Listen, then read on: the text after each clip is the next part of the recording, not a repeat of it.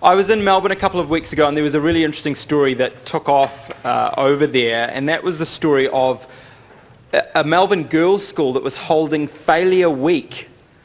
Failure Week, a whole week to embrace and celebrate failure in an effort to build resilience among their students. This is what the school said. Part of this Failure Week involved projecting the mistakes of teachers in their own pasts into the classrooms, and teachers shared the errors and the stumbles and the failures that they'd had in their own lives. And it was interesting to me because I'm working on a program at the moment about anxiety in young people. There's all sorts of things happening around me. And the fact that we are living in an age where often we hear that we have the most stressed out generation of kids in history. Is that true, and what can we be doing about it? That's what I'm looking at the moment. But in this Australian example, the thing that piqued my interest was a line in one of the newspaper stories in Melbourne which suggested that the pressure on children to achieve high levels of success is overriding the joys of education and making kids anxious and depressed. And I'd like to suggest today that in some ways the same can be said for you. Because many of the conversations that I've had with principals over the years describe the same barriers that the students in many cases describe. Less freedom and autonomy than there once was to do your jobs to the best of your ability. Greater time pressures, decreased meaningful connection with others, more pointless tasks, and overall a drive for performance or conventional success over other important values such as community, authenticity, and creative expression. I was reading a book recently by a leading thinker called Oliver Burkeman. The book is called Happiness for People Who Can't Stand Positive Thinking, which describes, I've met some of you and I know that describes some of you. Happiness for people who can't stand positive thinking, because we live in an age where pop psychology is all around us and we're being told just to think positive. That's all we need to do, is we need to think positive to overcome our problems. And many self-help books will tell us that as well. Instead, this author suggests an alternative approach, a path to happiness that, quote, entails taking a radically different stance towards those things most of us spend our lives trying to avoid. This involves learning to enjoy uncertainty, embracing insecurity, and becoming familiar with failure. In order to be truly happy, Oliver Burkeman suggests, we might actually need to be willing to experience more negative emotions, or at least stop running quite so hard from them. What does that look like in your profession and in your job? What does it look like to embrace uncertainty and fear and failure and the unknown? Dr. John Edwards is one of the leading cognitive scientists in Australasia. He's worked as a teacher and a departmental head in schools. He's also worked in curriculum development. He's keen on developing human potential and also creating really powerful cultures of learning. And Dr. Edwards is here this morning to talk about what it means to be confident in that uncertainty, to be confident in not knowing. Please give him a hand. Thanks for the introduction, Johan, and I'd like to thank the NZPF for having me with you. Today I want to share my thoughts with you on being confident in not knowing, Hauora and the learning pit. I'd like to begin by taking you deep into the cosmos. 85% of that universe is dark matter, and we've no idea what it is. The latest, most sensitive experiments to find the particles thought to make up dark matter have found absolutely nothing. The big hope, weakly interacting massive particles, fondly referred to by physicists as WIMPs, now appear not to exist at all.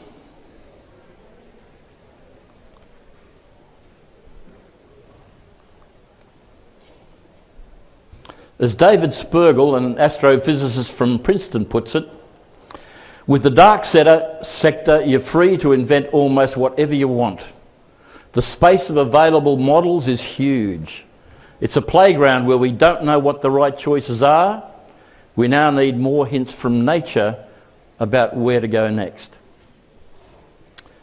My lifelong fascination with quantum physics has continued to nudge me gently into the field of ignorance.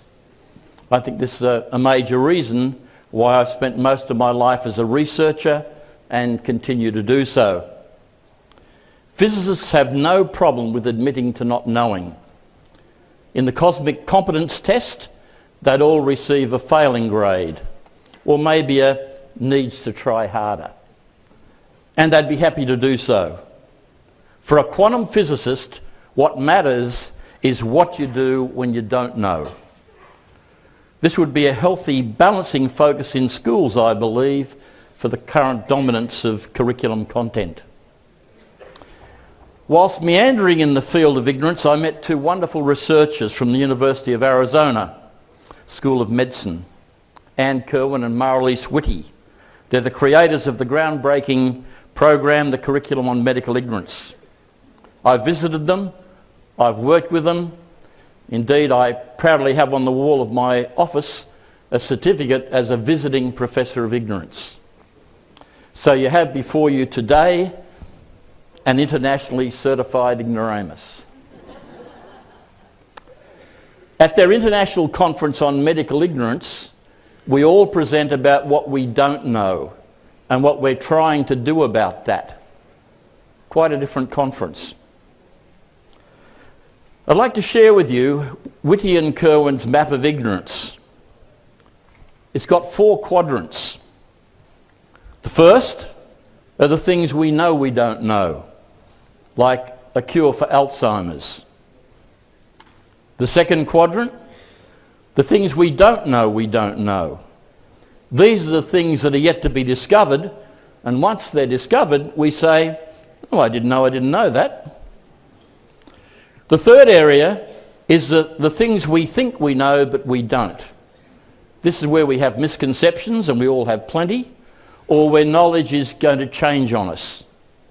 And finally, the area that interests me most, the things we don't think we know but we do.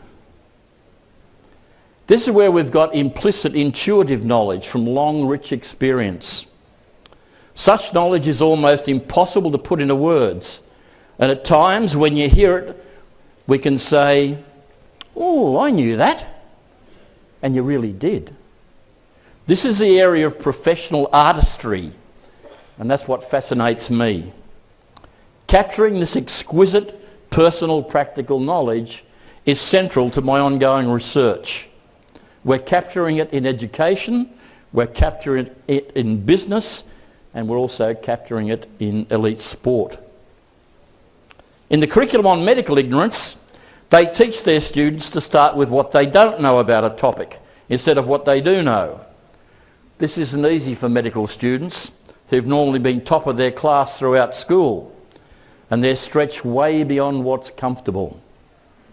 One of their students confided in me, Dr. Kerwin came in. She told us to research something we didn't know, and she'd be back in an hour. We were all totally stumped, embarrassed, and we became angrier and angrier. And when she came back, one of my classmates challenged her. How can we research something if we don't know it?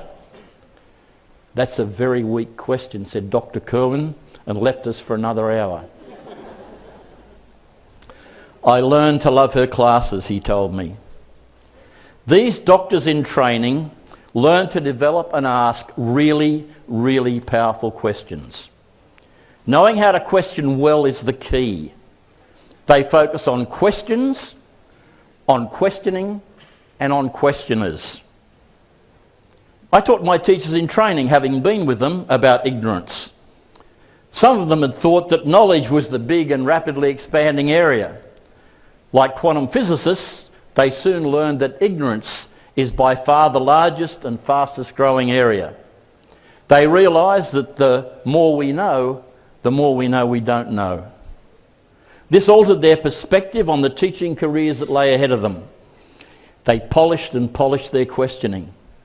They also realised that they needed to learn to be vulnerable, open to their own ignorance, in order to have the courage to embrace this approach with their colleagues and their students. It's important for teachers to ask excellent questions. Just as important, students can learn to ask powerful questions of others and of themselves. Peter Senge, well-known author of The Fifth Discipline, talks about the 5 whys process. I suggested to Peter that he meet my youngest grandchildren who could teach him the 55 whys process. Before I work with any group in education, in business or sport, I first take the time to craft the best questions I can for them to answer before I work with them. These aren't generic questions. These are questions designed to tap into the richness of what these people already know. Questions specific to their time and their context. This helps them to articulate and share with me their craft knowledge and their professional artistry. What I receive is always pure gold. Here's an example from a worker at the TR Group, a New Zealand truck rental company I'm working with. And he's sharing what he already knew about what we'll be exploring together today, the learning pit. You can imagine the reaction of his colleagues when I began my presentation with this PowerPoint slide. This quote from Kahu. The collective responses I get from people inform the co-design of the learning journey we're going to go on together. And together we design to their context. 3 weeks from today I'll be in Rockhampton at Berserker Street State School, a school with a challenging student population who are designing their own thinking skills program. Before our last visit to Berserker, in response to our questions, they sent us 18 pages of their thinking, 18 pages of their professional practice. It was exquisite. We then co-designed forward. Listening to people is at the core. This approach fits really well with that famous quote from David Ojibel. Most of you are probably too young to remember David Ojibel. But Ojibel said the single greatest determiner influencing learning is what the learner already knows. Ascertain this and then teach them accordingly. Such questioning also helps people to tap into what they don't know. Let's face it, if the truth be known in the final wash-up, the sum total of all the knowledge about education in this room is the most insignificant blip in the universe. I'm not trying to downplay knowledge and the gains that we've made, but we need to balance this with a deep appreciation of our ignorance. As the circumference of your knowledge balloon expands, it creates an ever-widening interface with the massive field of ignorance that's out there. Wouldn't it be great if we could all just relax, accept that we're basically ignorant, and work from this honest starting point? This is what doctors are doing every day in working on medical ignorance. If we were to do this, we could spend much more time doing what Taina Motara so deliciously describes as leaning into the unease. When faced with not knowing, as we often are in teaching and learning, faced with entering that unknown, we can learn to lean with confidence into the unease rather than shy away or retreat and miss the learning that comes with the courage to lean into that unease. And that's what I want to explore with you here today. Now, I don't want to paint myself as someone who can tell you how to tap into the rich culture here in New Zealand. Taina is one of 4 colleagues of Maori heritage who know so much more about Hauora than I do. They've helped me frame this keynote, and I'd like to acknowledge their input and guidance. We've collaborated to draw parallels and interactions between my research and the richness of their culture. And despite diligently practicing my pronunciations of Maori terms with Taina, may I ask you to please excuse my Australian accent and pronunciations. I'll do my best. Along with Taina, actor, director, scholar and founder of Rukupo, a Maori leadership development program, I've been helped by Christian Penny, the director of Toi Whakaari, the New Zealand Drama School, Paul Smith, high performance coaching consultant with High Performance Sport New Zealand, and Elise Adams, the head of business and support services for the New Zealand Veterinary Association. I've also been helped by my wife, a New Zealander, best known internationally for her poem, The Things We Steal from Children. What the six of us have explored together for this keynote is how do we best explore our world? How do we confidently lean into the unease? How do we navigate our way through the unknown and emerge as lifelong learners? So what drives us to explore the unknown? It's often called curiosity. It's natural and it's in children from birth. As I watch each of our 6 children and 12 grandchildren, this is writ large in their lives, and it's a joy to observe and it's a joy to share with them. I want to share a learning story with you. I was working with the Year 13 students from an Auckland school at a 5-day camp designed to help their students transition from school to work or university. I arrived early for the start of our day, and there was a young man with a huge moth in his hand, this enormous moth. It totally covered his hand. It had beautiful pastel colours. It had little drops of morning dew on it, and in the early morning sunlight they were shining like diamonds. He told me that he'd found it on a nearby tree, and I asked him could I hold it. He said, "It's alive." "I know it's alive, can I hold it?" "Oh, okay," he said, and he shuffled it across into my hand. And when the other students filed into the room, I asked them, "What's this in my hand?" And they said, "It's a moth." I said, "I know it's a moth. What sort of moth?"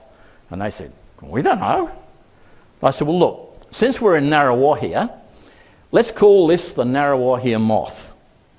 If Paul was to study this moth all day, every day for 7 years, how much would he know about it?" "Oh, heaps and heaps," they said. I said, "In fact, he'd know more than anyone else in the world about Ngaruawahia moths, because no one else could be bothered spending 7 years studying them. And people would fly him to London, Paris and Rome to talk about Ngaruawahia moths." What I used to say to those students is, this is what school's about. School is about helping each of you to find your Ngaruawahia moth, to find your passion, to find your reason for being alive on this planet. And once you find your moth, don't let anyone talk you out of it. Just do it and do it and do it. I'd like to give you a minute just to think quietly for yourselves for a moment. What's your Ngaruawahia moth?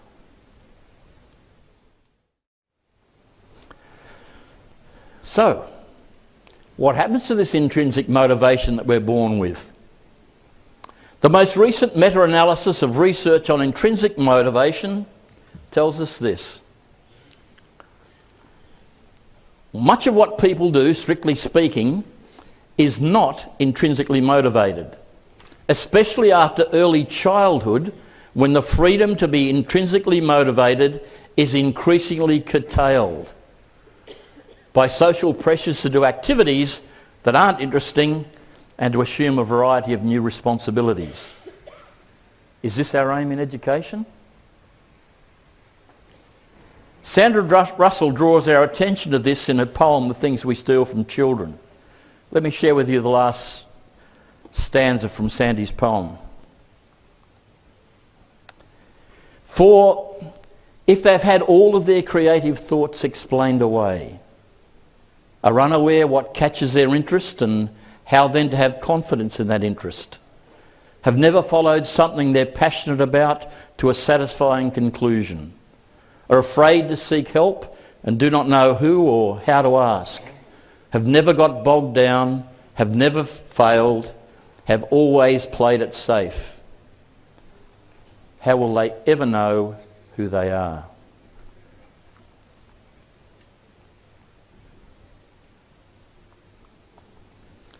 Research reveals that not only tangible rewards made contingent on task performance, but also threats, deadlines, directives, pressured evaluations, and imposed goals reliably undermine intrinsic motivation. Comparisons between people who are intrinsically motivated and those who are extrinsically motivated reveal that the former have more interest, excitement and confidence, and this leads to enhanced performance, persistence, creativity, heightened vitality, self-esteem and general well-being. What do you want for all the learners in your school community?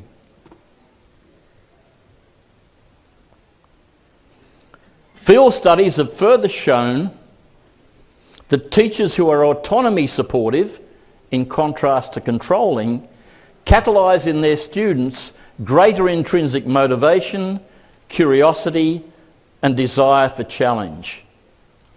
Across a range of research studies, students with a more controlling, taught with a more controlling approach not only lose initiative but also learn less effectively, especially when the learning requires conceptual, creative processing. When teachers catalyse intrinsic motivation in children, the impact is clear and it's immediate. And when schools listen deeply to the intrinsic motivation families have for the successful lives of their children, relationships between home and school can shift significantly. How much attention are you paying to the intrinsic motivation of your staff, your children and your families?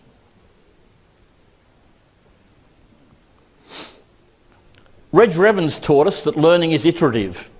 We act, we gather data, we reflect, we design, and we act again. Gather data again, reflect again, design again. And as we spin ourselves through these iterations of action learning, we learn more and more and more. You'll all know action learning from learning to ride a bike. You had your first shot, then you had your second shot, then you had your third shot, and that's what learning is. Learning is not linear, learning is iterative. My research focuses on practical competence and professional artistry. I share this passion with researchers who inspired me, people such as Donald Schoen, who wrote that exquisite book, The Reflective Practitioner. My research is phenomenological. We study a phenomenon in order to better understand it. We develop grounded theory from these ongoing studies. For many years, I carried heavy video cameras into classrooms to research what children are thinking whilst their teachers are teaching. I also use those cameras to study what students are thinking whilst they're completing tests. If you think you know what your students are thinking, think again. Anyone who thinks they know what their students are thinking whilst being taught is utterly delusional. Similarly, any test designer who believes that their written test results have any real construct validity or predictive validity for what really matters in life is also utterly delusional. When I interviewed children about what they were thinking as they wrote test responses, it became crystal clear that what goes down on the paper is the palest of superficial representations of the child's thinking. Standardised tests are driving countries, schools, families, teachers and children crazy. They're misleading, they're dishonest and they're damaging. We need to accept our massive ignorance both about children's in-class thinking and about what tests really test. If you want to really understand children and their thinking, As Jean Piaget taught us, get close to them, ask them great questions, and listen really well. My research colleague Jim Butler and I consistently observed that learners first get worse before they get better. We developed a powerful model back in the 1990s to explain this. It's called the learning pit. Let me take you through it. To learn anything new, we must first enter the unknown. If we don't do that, then it's not learning. Learning is going where you've never been before. We start with curiosity, and this draws us into a period of exploration and commonly challenge and confusion. Pits are often uncomfortable for the inexperienced or unsure learner. As we struggle to master the new concept or idea, over time we actually learn our way deeper and deeper down into the learning pit. So what we're doing is we're actually learning our way through these iterations, down, deeper and deeper into learning pits. And you have to do this if you want to learn. This confusion is an essential part of the learning process. After a period of intellectual struggle, the transformation begins. We start to grasp the new idea, the new way of thinking, and we start up what is often called the steep learning curve. And it's steep because learning in the end absolutely rushes at us. Learning doesn't dribble at us, it actually rushes at us. Some people call it the aha or the eureka moment. And this is where we experience growing understanding, growing clarity and flow. Skilled learners over time learn to have confidence that they can get through learning pits. So that feeling of fear at the start of a learning journey becomes tinged with that lovely excitement you get when you're about to go into something new. As I was polishing this part of my keynote, our daughter Sarah, who's a highly regarded New Zealand sculptor, phoned and asked me what I was doing. And I told her I was crafting a keynote for you lot. And she said, "Dad, you've got to tell them that learning to be comfortable in learning pits is the essence of the creative process." Here's Sarah's current exhibition in Wellington. She said, if it's going smoothly, it's not working. Sarah gets excited when she's right down in the pit because she says she knows then that she's nearly there. Something new is about to emerge, and she rejoices in the tussle. I've done it before and I can do it again. I have to negotiate pits in every creative project. Sarah's not creative in all areas of her life, but she has to be in her art, in the way she deals with the pits. Christian Penny shares with us that they've learned to love pits across every area at Toi Whakaari. And as Sarah is telling me about what I need to share with you about artists and learning pits, in the background our granddaughter, Tuatapu Temawana, at that wonderful age of 2 years and 3 months, is calling out, "Grampsy, Grampsy, I'm investigating, while sitting in the sink investigating the things on their windowsill. Here's the photo that Sarah took at that moment of Tuatapu Temawana investigating. That's my lovely granddaughter. This is intrinsic motivation in its pure form. Tuatapu Temawana has no fear of learning pits. Yet. When we enter a pit, we enter it with the whole of ourself. All of what we are is there to be drawn upon. Our Hauora is there. We bring our breath of life, and we learn best when all our dimensions are healthy: intellectual, physical, emotional, spiritual. This connectedness is fundamental to our well-being. In any learning pit, if we back ourselves and we're well prepared, our well-being will carry us through. As one colleague puts it, I'm dedicated to being the best Elise that I can be. This is my Hauora. The learning pit is my life.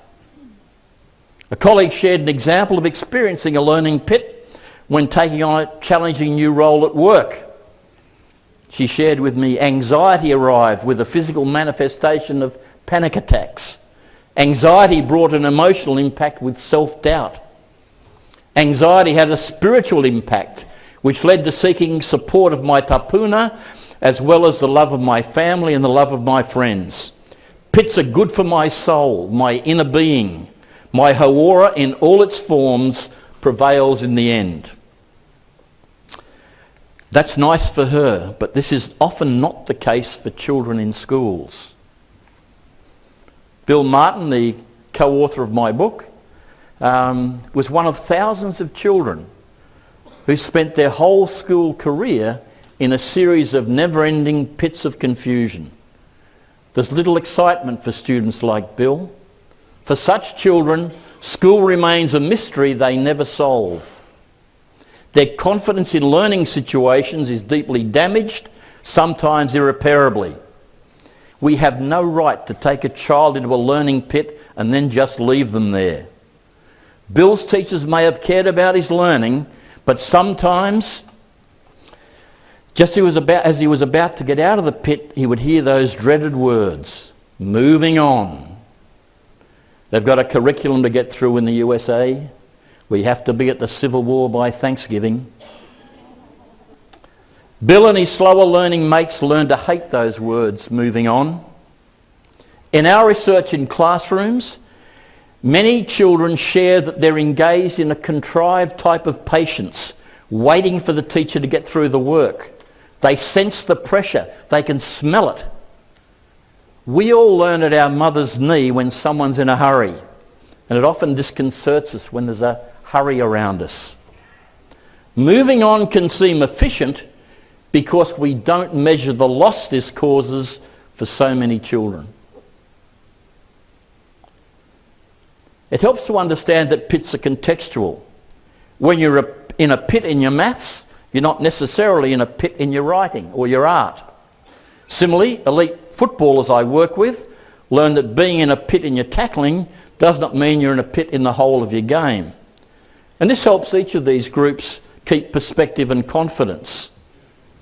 Recently, colleagues working with troubled youth have shared the value for these youth knowing that when you're depressed about one area of your life, that may be the only area.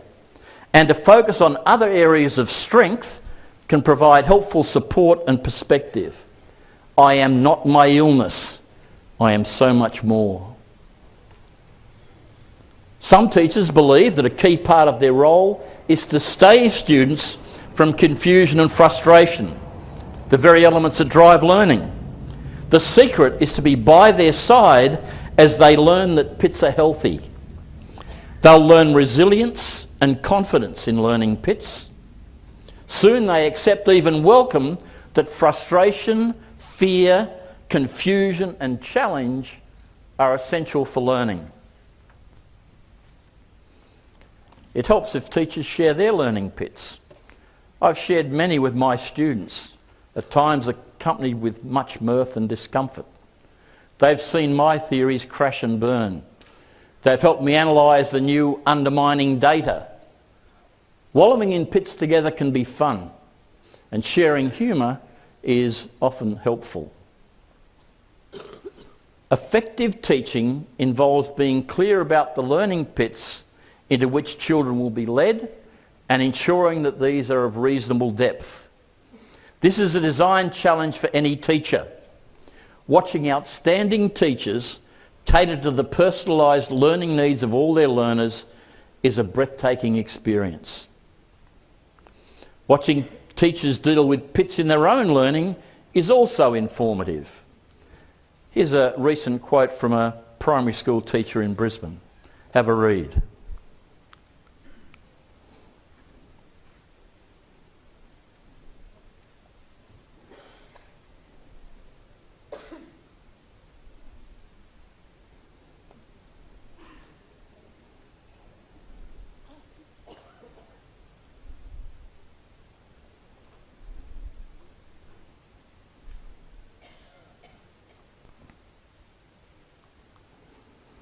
Okay, I'd like to have a perception check. I'd like you to think about learning pits you've known. What did you experience in your pits? And have a dialogue with the people around you. So 2 minutes of compulsory talking. Away you go.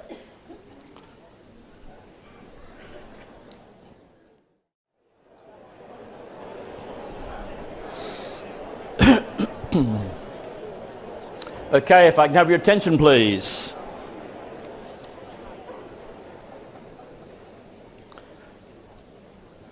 I'm going to share with you 5 of the 10 major insights that have emerged from the rich, respectful cultural interaction I've had with these 5 New Zealand colleagues. Insight number 1. We can learn to embrace pits with confidence. When faced with a learning pit, it's important to know how to prepare oneself for what's about to happen. Roger Osborne, in his eloquent research from the University of Waikato, encouraged us to look at the learning pits into which we're about to immerse children and to make considered decisions about their capacity to resurface. How do you help teachers, children and families prepare for the learning pit journeys you're creating for them, or the pits into which they ease themselves? Osborne saw this preparation as a key step in what he called the conceptual change classroom. As mentioned earlier, Tainer has taught me that preparing to lean into the unease is a concept central to learning in his culture for many, many generations. A primary teacher outside Rotorua taught the learning pit to a young class. Pits became part of the shared classroom language. Fast learners would offer to help other children who were still in pits. One young lad sidled up to her one day and said, "I spend a lot of time in pits, don't I, miss? And Michael Campbell, he's in a pit too, isn't he? And the All Blacks, they're in a big pit too. So it's okay to go through pits," he asserted. You can tell how long ago this story is. That was back in the days when the Springboks were regularly defeating the All Blacks. Sucked in Springboks. Rachel reassured him it was okay, and off he trotted, swelled with the experience. Shortly after, Rachel decided to move the class onto a new area of work. Up shot his little hand. "Excuse me, miss, you can't move on. I'm still in the pit." Wouldn't it be great if all children were that brave and all teachers were that open? We shouldn't leave children in pits.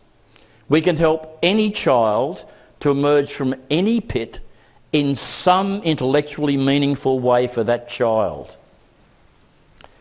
Pits are to be experienced and understood from the inside, not learned through teachers from the outside. Children know and live learning pits. They're real for children. They've got face validity for anyone who works closely with children. Children will find their own explanations and their own words to describe what's happening for them. Putting adult words onto pits for children locks out their lived experience, their language, and their confidence in their own experiences. A teacher recently shared with us a screenshot of a post from a parent in their everyday leadership group that morning. Don't know whether you can read that. I'll read it out to you just in case. "My 7-year-old daughter schooled me in leadership at the dinner table this week. We were sharing our peaks and pits for the day, and my pit was not being able to fix a problem for someone at work because they needed to figure out how to solve it themselves. Lily quickly jumped in and told me that it sounded like the other person was in the learning pit and there was something I could do to help them." This is a 7-year-old. "She grabbed pencil and paper and talked me through how the other person might be feeling, overwhelmed and confused about what they don't know, and how I could help them with a few steps so they knew how to take the next steps themselves." Actually, immensely helpful. Insight number 2. Timing pits is crucial for delivery, for testing and for measurement.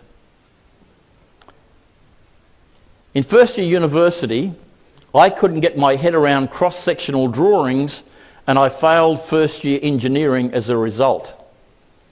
In preparing for my deferred supplementary exam, I still just couldn't see it. And a dear friend stayed with me night after night, trying to help me get my head around seeing these cross-sections in 3 dimensions. And then suddenly one night it just came to me. I saw it, it became crystal clear. I roared out of that pit like Evel Knievel. I aced the exam, and I've never had problem with cross-sectional drawings again. See, if you think about testing and measurement, why would you want to test someone when they're here? What's the point? What are we trying to do? It's crazy to test someone when they're here. This is where we should test people, when they're up here. But we don't do that. Sometimes we test people just before they're about to go roaring up the steep learning curve. Being tested when we're not ready in the depths of a learning pit helps no one. Learning doesn't wait conveniently for pre-planned tests of progress. This has made me reflect since then on the patience we need to show learners and to teach learners. There is no one pace for learners. Tests should be taken when the learner is ready, just as teaching works best when the learner is ready. Insight number 3. Some pits tell you to let go. Boy, did I have experiences with this. I spent 3 years designing a new test of creative thinking to replace what I saw as the outdated Torrance test of creative thinking, which from my research no longer cognitively engaged modern children. It was designed in the 1970s, and it's based around questions on gut-gripping topics such as unusual uses for tin cans. Well, guess what? Tin cans are no longer gut-gripping for children of the present day. I presented my new up-to-date tests at the International Conference on Critical Thinking in Sonoma, and a woman rose from the audience and shouted at me, "Who cares? Who cares where they're at now?" Oh, I love this lady. Her name's Judy Hirsch. She engaged with me in front of a large audience like today, and we've become lifelong friends. Judy was research assistant for many years to Feuerstein in Israel while he was working on instrumental enrichment. What Hirsch and Feuerstein helped me understand is that it doesn't really matter where the child is at. The secret is to know where we can take them and how. Feuerstein's learning potential assessment device helps you understand the cues the child needs to learn successfully. You can then teach them accordingly. But thanks to Judy, 3 years of my misdirected work went down the gurgler. Not for the first or only time in my life. My test would have pigeonholed children just like Torrance's test had done for many years. And such testing entraps children and teachers in their current reality. Just as research tells us that 80% of people leave performance appraisal by the experience. We need to focus on the future. We need to focus on learning forward. Through that pit in my research, I shared with those physicists the joy of trying to understand dark matter. If you realise you've been going down a blind alley or a rabbit hole pit, sometimes you need to just let go and move on. This was a 3-year pit. I've learned that the bigger the pit, the bigger the learning opportunity. I've also learned to try to never waste a pit, particularly a large one. You'll never face it again, at least in that particular form. The 4th insight, learning pits are a known journey in every culture. In Western culture, learning pits are sometimes exemplified by the hero's journey. Joseph Campbell's work on the hero with 1,000 faces was the basis for the first Star Wars movie. which help many of us connect joyously with our cultural roots. Luke Skywalker goes into the unknown, learns, and returns from the dark side. Tainer has helped me to understand that it's the same in his culture. As Tainer explains it, the hero crosses into the unknown to learn and grow something new, and when crossing the threshold back into the known, brings forward an elixir as a healing element for the world. Horuku is a process of entering into the learning pit consciously. This is Tainer here, by the way. That handsome fellow there, that's Tainer. Tainer Motara, a brilliant scholar and a dear friend. So Tainer's helped me understand that in their culture, the hero crosses into the unknown to learn and grow something new, and when crossing the threshold back into the known, brings forward an elixir as a healing element for the world. The Rukupo process is a process of entering into the pit consciously, wholly and together. A process to hold us safely together in the pit and to learn to emerge well from the pit using the unique context of our place, our space, our time and our people as a navigation tool. And it's not just the elixir that matters. Each sequence step in the process is the value. This is exactly what we've learned about learning pit journeys from our research. Raising metacognitive awareness of the power of every step through pits for learners enriches their learning capabilities. Each learning step not only grows the learner, but it also grows their learning community. And as a community becomes more capable, the life essence of the group grows. This essence is commonly referred to as Maori. Another word for this essence is Ho. This connects to Hauora in the title of this keynote. And the final insight for today is that the life essence of learners is grown. While Hauora is generally translated to mean one's well-being or one's health, Tainer's helped me to understand that maybe it's more that the life essence of the learner is grown. When embraced with confidence, pits can be savoured as an enriching element of learning. There's no hurry. This is where we make meaning. This is the crucible in which character is forged. This is what journeys through learning pits provide for us.